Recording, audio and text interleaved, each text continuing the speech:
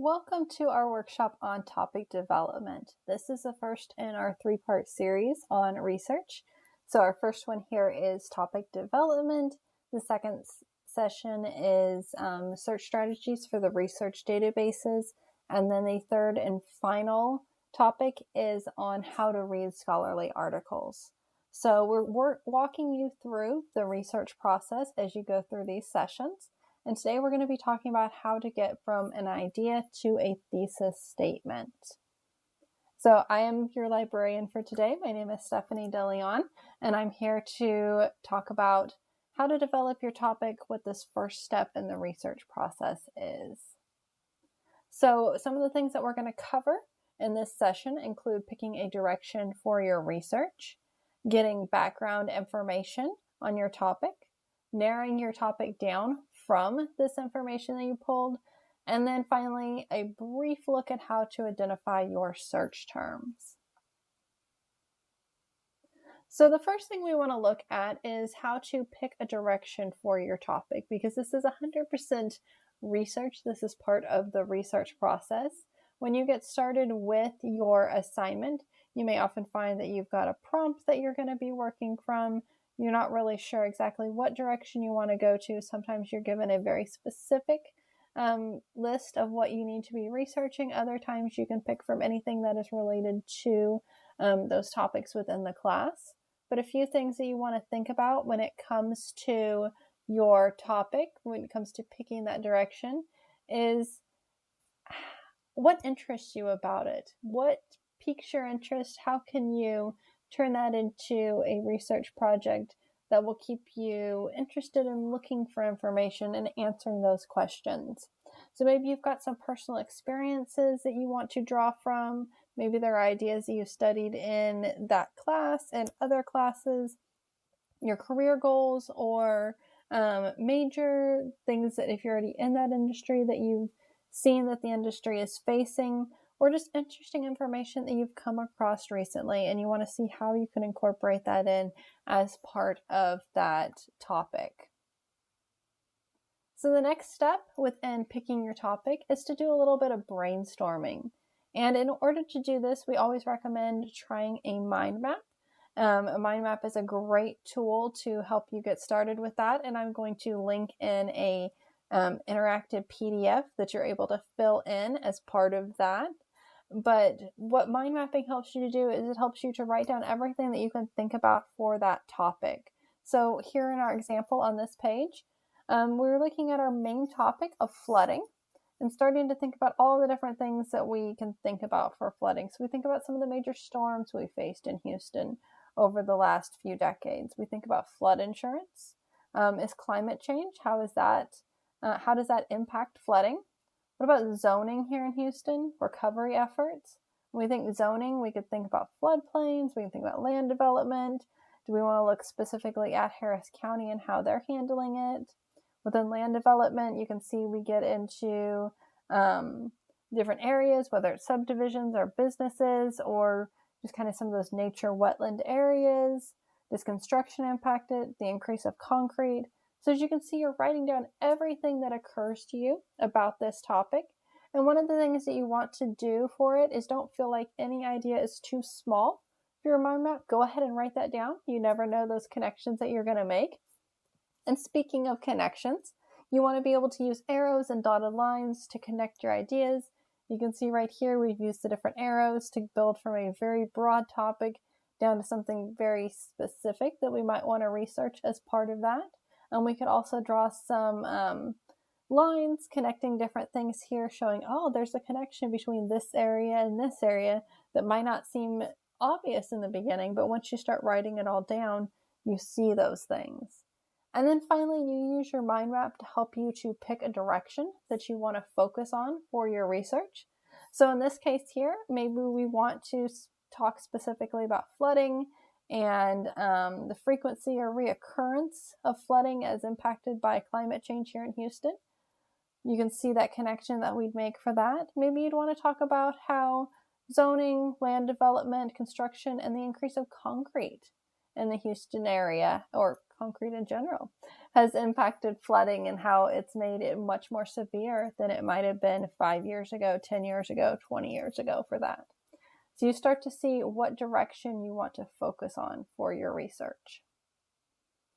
The next thing that we can do when it comes to developing our topic is helping us to figure out the right topic for us. So you want to make sure that you're not too broad and you're not too narrow in your research scope. So if you think about it and you're looking at, maybe you want to look at something on stress and college students, but you're not really sure where you want to go with it. Think about some of the different levels of research that you could do here that you could turn your topic into. Now, if you're going overly broad, that would just be looking at stress. And there's lots of information out there about stress already. You could write entire books about that, just covering stress in general, not even looking at a specific demographic for it, not looking at specific causes for it. So definitely stress, something at that level, is too broad for your research. Now, on the other hand, the other end of the spectrum here, you want to make sure you're not going overly specific in your topic and where there's no research already available for it.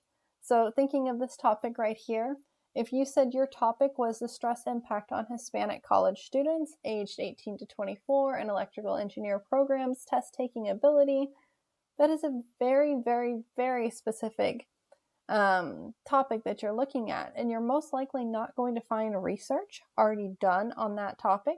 So you want to be able to think about how can you refine your topic to something that you'll be able to find research on. It still is able to answer a more specific question. It's not too broad that you're writing everything about stress that's ever been covered.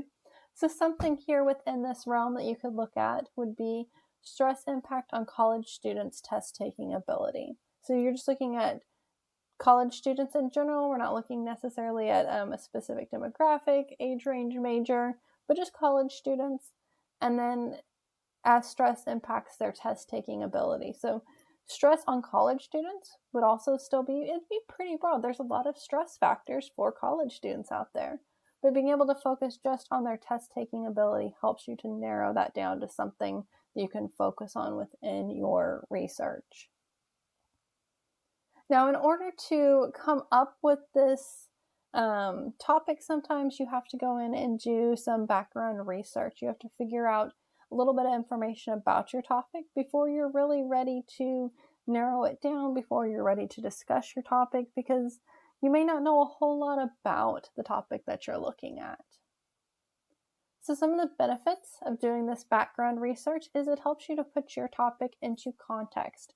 It helps you to understand the who, what, when, where, and sometimes why of your topic. You need to know those parameters for it. If you're researching World War II, you might want to know who were the major players, who was on each side of that. What were some of those major and turning point battles there? You need to know that information before you can really decide how you're going to focus your topic. This also allows you to learn the jargon about your topic, to learn those technical and specific terms related to it. And that's going to help you to understand your topic a lot more as you go through. And then finally, it's going to help you with your idea development. As you understand these things, it helps you to develop your topic, develop exactly how you want to approach your topic a little bit more by understanding this background information. So some useful sources of background information. You can look at your textbook depending on the course that you're working on your assignment for. You might want to consult with dictionaries to understand those jargon terms. Maybe a general or subject-specific encyclopedia to get just kind of a little bit of background information on there, help you understand the topic as a whole. Maybe some news articles, especially ones that help you to see multiple viewpoints of an issue. Those are going to help you to develop your topic, to understand what it is that you're looking at. And when you're thinking about these sources, these aren't necessarily sources. They really aren't sources that you're going to be putting into your final research paper. They're just helping you understand that background information. And some of the reasons why these aren't ones that you would put into your paper is a lot of times if you're looking at dictionaries and encyclopedias, you're looking at very broad information. So you wouldn't be citing a dictionary as part of your research here at the college level. And as far as those encyclopedias, still very broad information. That's not something you're wanting to go to for research, for that research on the thesis, the research question you're going to be writing later on. So definitely think of these as your background sources. This is even a time where you could go to Google and find some information there. You could even go to Wikipedia and find some information on your topic. I know Wikipedia always gets a bad reputation when it comes to academic work, but this is helping you to understand the background of your topic. You're not citing Wikipedia in your paper. And the reasons why we don't usually think of Wikipedia that favorably is, yes, it can be an open access source. People can go in, they can make edits. We don't necessarily know that they are experts. There are articles out there on Wikipedia that are full of good information. They've cited their sources, but that isn't always the case. So make sure that you're careful of the things you read. You go and verify that information. And then, like we said, your general and subject-specific encyclopedias, that's just not the type of information that you want to be citing in a college-level research paper. So a couple of suggested library resources that you could use for this include Credo Reference, Gale eBooks, and Gale in Context Opposing Viewpoints. So let's take a quick look at those.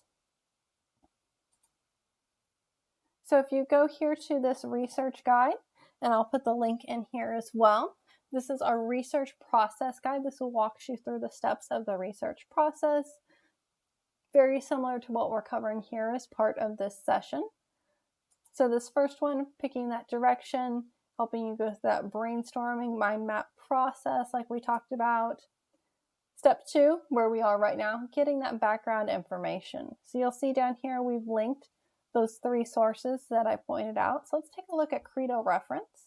You click on that. It's going to have you log in with your library barcode.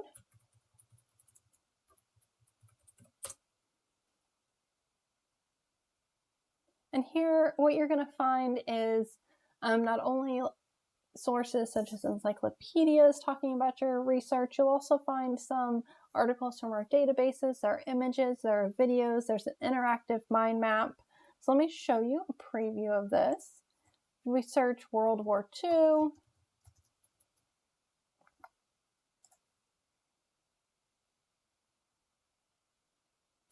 So as you can see, we're getting those encyclopedia level articles here explaining World War II. If you look over here on the right, here's this interactive mind map. Maybe as you're looking at it, you say, oh, well, I was thinking World War II. Maybe I want to look at the Cold War a little bit. So if you click on it, you'll see how it rearranges your topic here. It even pulls up new articles related to the Cold War. So this is a really fun feature to check out. And if we go back to that original page here, if you scroll down, here on the right-hand side, you'll still see more library resources. It's linking to Gale eBooks, that opposing viewpoints. I'm going to show both of those to y'all in just a minute here. It pulls up JSTOR, pulls up some of these open access journals. So it pulls into Academic Search Complete, these other databases that you have access to as a student here. So you're able to see those. And then it also pulls up these encyclopedic level articles here in the center. You've got videos on your topic. You've got images. So there's a variety of resources that come in here with Credo. So I'm going to go ahead and close out Credo. And if we take a quick look at Gale eBooks, this is going to pull in ebook resources. If we just search our same topic, World War II.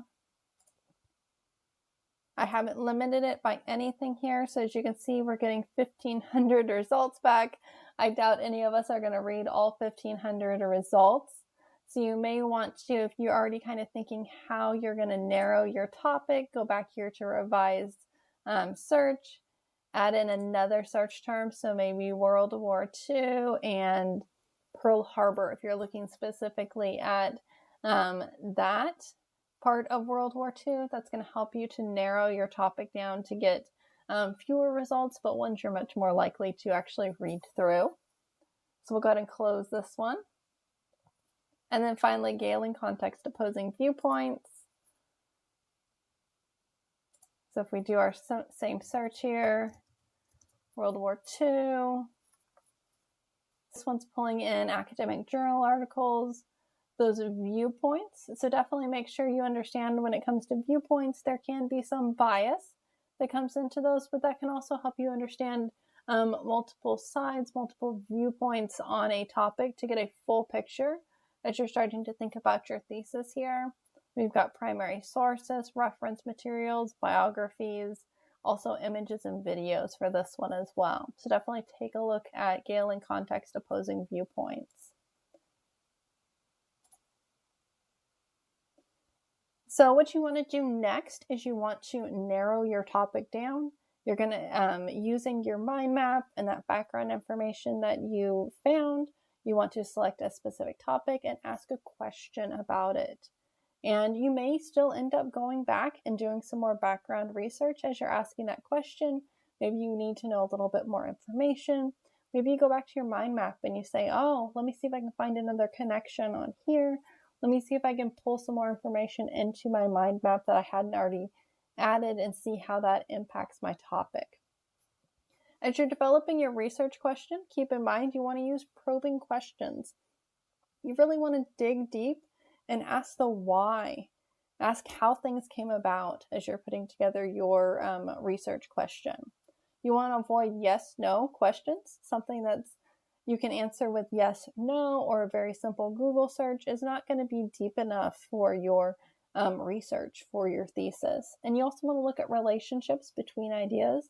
So look for those connections on your mind map. Look for how you can, thinking back to what were your interests about that topic, how do those interests connect together? What is maybe something you heard or read about that topic, and how does that connect to it, and how can you explore that? And remember, keep using that mind map. That mind map is going to follow you throughout your research process here. Look at where you might have the greatest concentration of notes. Are there connections that you've made between ideas that suggest there's an interesting relationship there? So keep looking for those dotted lines. Put question marks in your mind map that say, hey, this is interesting. I want to explore a little bit further into this. Is there a connection here? How does this relate? And then as you're doing this, this is going to lead to your thesis statement. And your thesis statement is a short answer to your research question. And when you look at your thesis statement, you want to address 4 things here. So you want to make sure it's specific, it's contestable, it's narrow, and it's provable. So make sure when you're thinking specific that you're laying out exactly the arguments or reasons you're using in your thesis. So remember, your thesis, you're usually saying, okay, I'm looking at this overall topic, and here are 3 different areas that I'm looking at it from. Here are 3 examples of it that I'm going to explore and show those connections. So put that information into your thesis. Remember, you're not writing your paper in your thesis, but definitely show how there are specific things you're going to look at for that topic.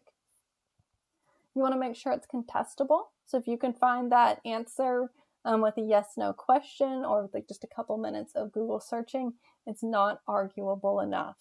So definitely look for something that you can dig deep into. You can bring that research in to prove that thesis. You also want to make sure that it's narrow. Going back to thinking about our topic, we want to make sure it's not overly broad nor overly specific. So when we were looking at our topic earlier about stress in college students, we're not looking at all of stress ever, and we're not looking at the stress of a very small group on a very small topic, but we're looking at just this one particular instance. So stress of college students and test taking. So that's that particular time for them. So we're looking at something narrow there. And then finally, you want to make sure that your thesis is provable, or at least something you can persuasively argue to your audience. And then finally, you're putting together your thesis statement. So you can see our process here. If our central topic is fake news as free speech, questions that we might ask, remember we're asking those probing questions here. These are the type of questions we might ask ourselves. And from that, we're developing our thesis statement. And you can see how we've got our specific areas that we're looking at here. So we're saying we're talking about fake news as free speech. We're looking at social media and how does that impact fake news? Are they tied together? And in our thesis statement, we're saying that fake news is not just a new thing. It is not just related to social media, but here are some examples in history. We're looking at the medieval time.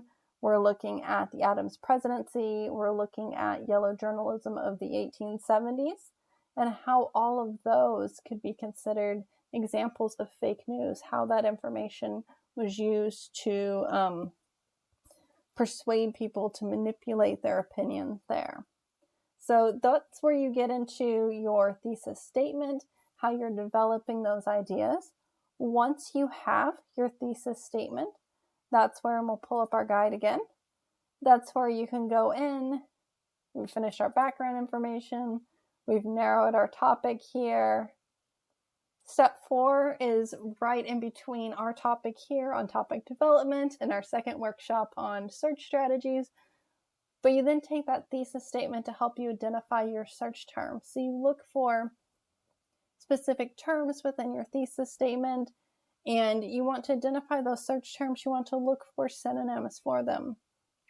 Because sometimes you'll go into the research databases, you may not find your results right away. And that can be kind of disappointing. You'll think, oh, there's nothing out here on my topic. But if you change some of your phrasing for it, add different synonyms in there, you might get different results for that. So definitely keep that in mind as you're doing your search. But that covers everything that we have on topic development for today. As you click through, you will find a short quiz to test your knowledge of what you learned. And once you're done with that, then you'll be able to submit that, and we'll review it and send you your certificate of completion. But if you have questions about topic development, about search strategies, about reading scholarly articles, or just library questions in general, be sure to click on the panic button down here, and you can contact us. You can email us. You can text us your questions. You can chat with us online, have a real-time conversation, or you can always book an appointment via WebEx with us, and we're able to share our screen, have an audio conversation with you, and help you through your research questions. So we hope that this was helpful to you, and if you have questions, please reach out and let us know. Thank you.